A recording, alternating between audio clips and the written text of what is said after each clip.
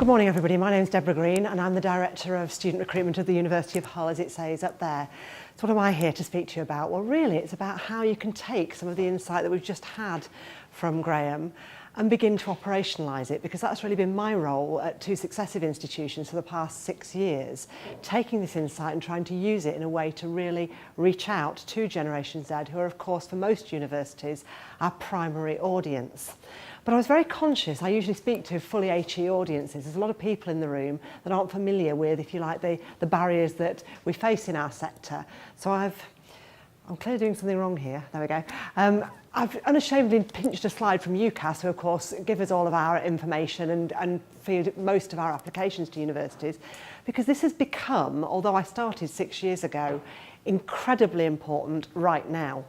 Because as a sector, we're facing probably the biggest pinch that we've ever had. The market is down by 5% fewer applications, driven by a whole host of things that you see there. Reversal in the growth of EU applicants post-Brexit, fall in demand for nursing programmes because of government decision to take away bursaries for nurses, a fall in the number of applicants from older age groups, a slowdown in the growth of applications from 18-year-olds, actually a slowdown in the number of 18-year-olds available. The demographic has changed.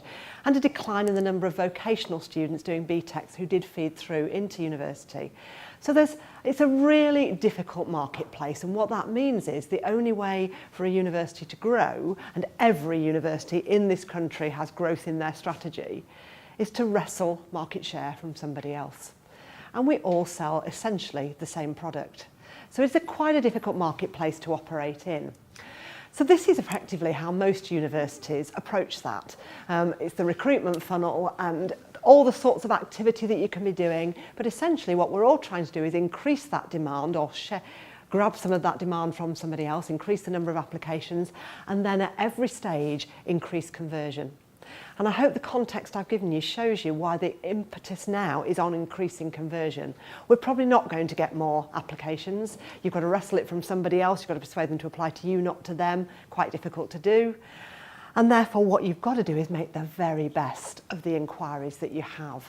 And really targeting and focusing conversion is really now a matter of essential daily practice for all universities. So that just gives you a little bit of context of the sector. Here we go. So how do you take all of that? We know what they want, we know what we've got to do. How do you keep it simple? And this is a strategic approach that I've been using for quite a long time now. It works for any business, it works for any type of communication that you're doing. And just to take you through, so ingrained is it, this comes on my office wall, it's the laminated version, it goes to every meeting with me. This is how we approach things in my organisations. So, first one is understanding motivations. It's really about the stuff that Graham's been talking about. What do our audience really want? Too many universities these days centralise their communications but broadcast information based on how they administer themselves. We think this faculty is really important, and I'm faced with an audience, an internal audience of academics who are desperate to tell a particular story. So my role is to be the consumer advocate and say, look, it's a great story, but it's not what they want to hear. That doesn't turn them on, it doesn't interest them. Difficult conversations that we have to have, but that's what all universities have to do to really target their communications. So what information would they value? And more importantly, when would they value it? It's a long student journey, 18 months from first inquiry through to actually walking through our doors at a university.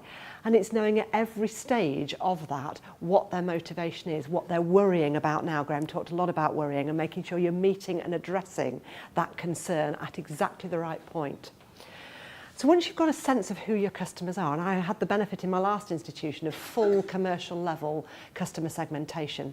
So not only did I know who my general audience was, but I had them down to 5 customer types. I knew they all worried about different things at different points in the cycle, and I could communicate with all of them differently.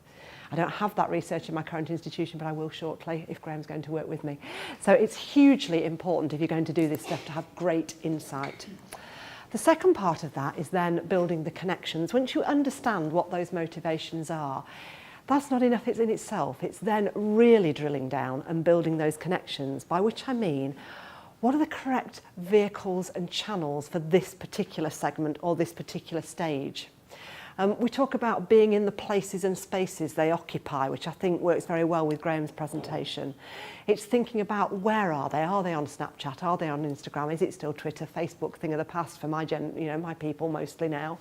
It comes into its own just before enrolment, where they do the Facebook pages to actually engage with one another. It's knowing where they are and at what stage of the journey, and making sure those are the channels and media that you're actually really high profile in. And then getting down to the words, the importance of those personas is I know different language connects with different ones of my segments. So, and that becomes hugely important if we're going to get that connection. One of the phrases, we've just been talking about this as a group, one of the phrases I use constantly with my team who are very new to this type of working, is a message isn't communicated until it's received and understood. And as an institution, we've got a long way to go. We're still broadcasting and thinking our message is getting out there. But how do we know it's been received? How do we know it's been understood? Tracking is hugely important. Once you've done that, then it's about driving engagement. I hope these are animating. Driving engagement. Everything we do, we try to build some element of interactivity into it, to really try and pull Generation Z through to us, to build that connection with brand that Graham explained was so important. So can you embed a video? Can you do something that's in there that they have to click through? Not only is it important to engage them and get that conversation going with them, a two-way conversation if you can, but also it means you can track it. You can start to see, hang on, they watched that video but they lost interest after 60 seconds. Why? That one, they watched that for 3 minutes. That's a good type, that clearly engaged. And it's building that connection, because every time we get them to take another step with us, watch something we've sent them, engage in something that we've done, we're one step closer to winning the heart as well as the mind of our audience. So hugely important to us. And of course, with all of that comes optimizing success, which is measuring everything we can possibly measure. What are your open rates? What are your click-through rates? How long are they watching things? Which words? We ABC test every email to send it out with different subject lines to make sure the one that we finally send to the big audience is the one that gets the better open rate. So it's testing everything, challenging yourself at every stage to make sure that message is received and understood. But it's a really simple strategy. You can apply it to absolutely anything. You can go into a meeting and say, what's the motivation of my audience here?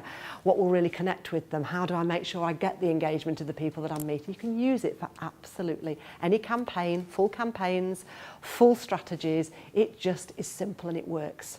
So my team have this in front of every desk, and they never bring a proposal to me that hasn't considered all of those 4 things. And they prove to me how they're going to do this with whatever they're doing. So if you're wanting to change the culture, it's a really simple strategy that seems to work for me and has worked in a couple of, 3 institutions now. So moving on, because time is quite short, I hope that's enough to show why it's important, but there are some really important strategic drivers, which Graham's actually already alluded to. But we're quite an old and crusty sector. Changing mindsets is quite difficult. Most people have been in the sector for 25 years, and I come in with all this new stuff, and it's convincing people. Well, how do you convince academics to do anything? With evidence. It's what they deal in. You can't just say this is a good thing to do. You've got to convince them.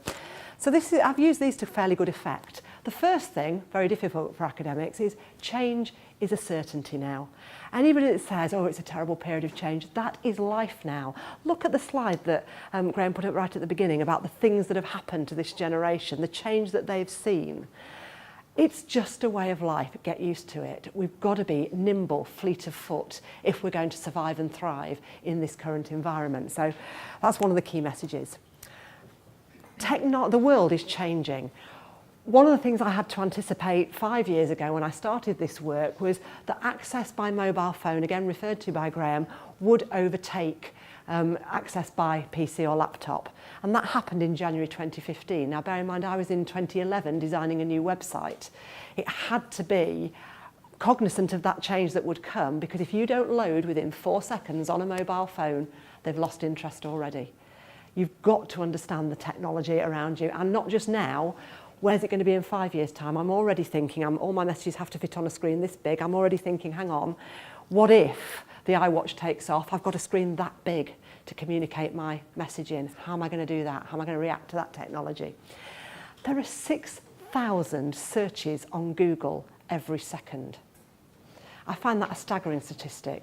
That's the noise that you've got to rise above. When they type in at university, you've got to be the one that comes to the top and rises above that noise.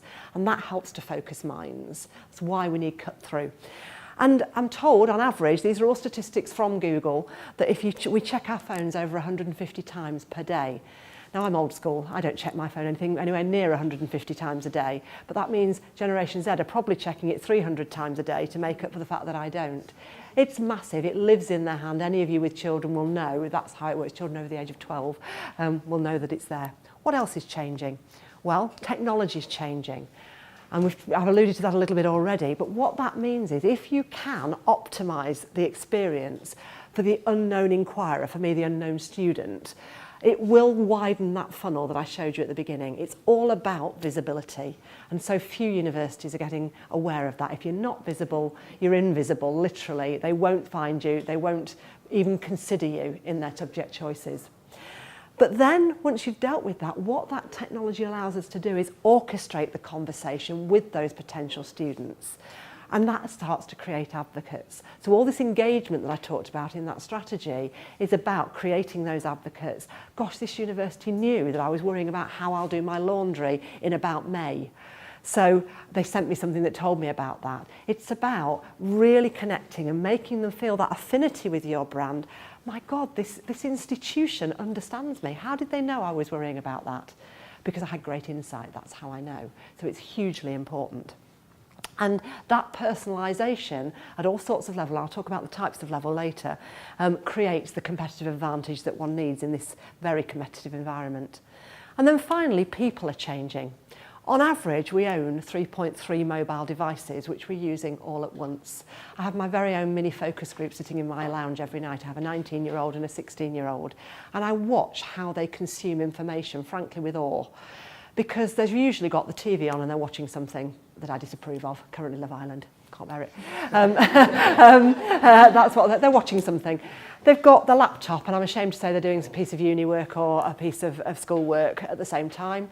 They'll have a tablet on one that they're doing something, probably on Instagram, something like that, and they'll have their phone on the other arm of the chair, where again they're texting, they're doing something, they're interacting in some other virtual world, and they're doing them all at once. Now, how powerful is that? What if your message can appear across all 4 screens at the same time? And it's perfectly possible now to do that. You're really connecting through. You'll either hack them off completely.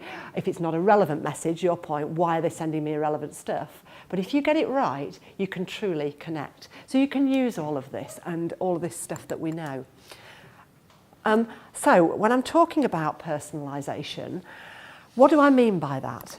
It is the holy grail we're all seeking. Well, for me, it means the use of data to offer a relevant and engaging experience to all potential students across all channels and devices and measure the impact. And it's all the elements of that sentence are part of personalisation. Yes, it's got to be relevant, it's got to engage them, but you've got to then do it consistently across all media, and then you must be able to measure it, because this is expensive stuff. If you're going to actually really pinpoint your budget to what's really working for your organisation, you have to do that optimising success piece and make sure you really know where you're getting the best bang for your buck. Because these are big budgets and you've got to get them through corporate teams, and get those agreed. So that's how you'll do it. And there are 2 main barriers, which are the complexity of data. There's so much of it out there, and capturing that data, and of course the technology, as I've explained. And again, that's where great insight can help you. You can, with that insight, build algorithms into your website, so that you can actually segment your customers quickly, early, when they're just inquiring, and then start to begin this really tailored communication. But it takes an awful lot of work and an awful lot of effort. So, is it worth doing? Well, I thought you'd find it helpful to see what the results might be. As I say, I started on this journey probably about 6 years ago. And the beauty of personalisation is all of us in this room, irrespective of what insight we have, could start tomorrow, just based on the institutional insight that you have, your company insights. And we started in just that area. The one thing all universities know is what subject their students are interested in, because they tell you that really quite early on by how they search on your website, or indeed by an inquiry. I'm interested in studying law, English, whatever it might be. So we started to tailor our communications 6 years ago just by subject area and making sure we dialed up the content on law in an email we sent or the content on whatever subject. We changed imagery subtly so that it was reflecting professionals or creatives. Very simple things that we could do. And when we did that, straight away, our click-through rate, oh dear, the slides morphed. The click-through rate went from 1.2 to 13.8%. So straight away we saw an impact just by doing something really simple and basic, which would have some intelligence in your organisation that would allow you to do that. If you then can go another way, so the second thing that we did was looked at personalisation by stage of customer journey. Most universities will understand that 18-month cycle and you'll know which stage your customers are at. And it will be the same for any business here. I'm sure you know the life cycle of your customer and what stage they're at when they're dealing with you and interacting with you. So we started to customise our messages to the stage of their customer journey. And what that did was take our open rate up to 63.3% and our click-through rate up to 35.2%. That's against an industry standard open rate of 27.9%. So truly impressive results without too much at that point insight. But whilst all of that was going, the research, the segmentation research that I talked about was being done. And when we could personalise by segment, 5 customer segments, 5 different emails, all done different way, everyone ABC tested, so I knew which one connected the best. Our open rate went up to 70.9%. So the question for me, therefore, isn't, can you afford to do this? We'll come on to that a little bit later on. If you're going to do this, however, be prepared for the revolution that it creates. Because if you do this in one area of your business, frankly, it shows up all the others. And that's why I've bothered with this slide, although it's very pertinent to my sector, perhaps not to yours. Because what it led to was an absolute revolution right across our university. We had to map the communications absolutely everywhere. Because it wasn't just my team, I have marketing and recruitment under my remit there. It wasn't just marketing and recruitment that were communicating, but the admissions department were communicating, the estates department were communicating about their accommodation offer, the library was sending them reading lists, student services were connecting with them if they had disabilities or mobility issues that they wanted to deal with, the faculty were dealing with them, telling them more about their subject area. And when I mapped those communications, what I found was on the same day in August, 9 different areas of our university were sending an email to this one student. Now, from the customer perspective, it just looked like we didn't know what we were doing. Which one do I open? Which is the most important? Noise. They don't like that. They like it to be slick. They like to know that we know them. And we'd created the impression that we did because of the sort of marketing that I was doing. So we had to put that right. And it was fairly easy. Then you mapped what was going out when. What you see there is a basic chart, month by month, says which department is sending out which message. And we customised that into one email that went out with everybody's messages in. Really coordinated, really effective. So you will, have things to do and it will spark things that you can't even dream of. It also raised expectations so that when they enrolled with us, they suddenly found the communication wasn't as slick once they became a student. We had to then address that. So you do have to have a whole company ethos for this. So that's why this presentation comes with a health warning. You will need, if you're going to get to that high level of engagement, really strong insight research, which means you're going to have to allow a lot of time and a significant budget.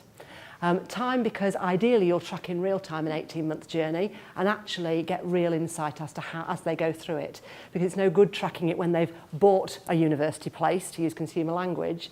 They're already validating a pre-existing choice. So you need to track people who haven't even heard of your institution and see how it goes. And that costs a lot of money. You will then need a content management strategy, and a very strong one, because this creates you create a monster with a voracious appetite for content. 15 different emails initially to the 5 segments so you can test them. They've all got to have different content so you can see how it is. And they absolutely want rich content. Graham's point about the video generation was extremely well made. And that costs money to create, and you've got to have lots of content. And the only way we could deal with that is to do great resource planning. Because of that sheer increased volume of content that was needed, we had to move to 18-month forward planning, and I'm now on to 30-month forward planning, trying to plan what communications I'll need and make sure I've got all of the content that I will need for those communications when they come in 18 months, 30 months time, because it can take time to create that great content. And The point I did make very briefly, executive support. If you've not got your whole executive group on board for this, because of the change it will bring throughout your organisation, you're pretty much dead in the water. It really does have to be a whole company ethos. And also allow for ongoing investment. This is not a one-off. Once you've got this research, it's Generation Z now, but we're already getting towards the end of that age group. What's the next age group? I'm already doing research, top-level research into what 14-year-olds are now thinking, because they'll be with me in 3 short years, and I have to start marketing to them in 2 years, and I'm 18-month planning. So it does become quite resource intensive, but you can target your budget extremely well and make sure that it's extremely effective.